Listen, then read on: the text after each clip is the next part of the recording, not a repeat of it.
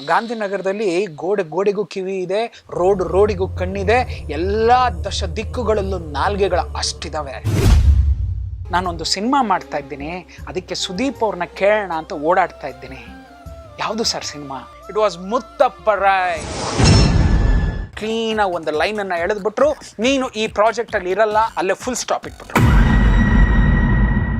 ಮುತ್ತಪ್ಪರಾಯ್ ಅವ್ರಿಗೂ ಸುದೀಪ್ ಆ ಪಾತ್ರವನ್ನ ಮಾಡಬೇಕು ಅಂತ ತುಂಬಾ ಇಷ್ಟಪಟ್ಟಿದ್ರು ಅಂತ ಧನರಾಜ್ ಅವರೇ ನನಗೆ ಹೇಳಿದ್ರು.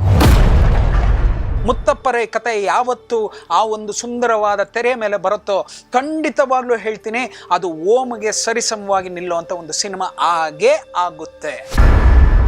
ಮುತ್ತಪ್ಪರಾಯ್ ಅನ್ನೋ ಒಂದು ಕತೆ ಸುದೀಪ್ ಅವರ ಕೈಯಿಂದ ಕೈ ಬಿಟ್ಟು ಹೊರಟೋಯ್ತು.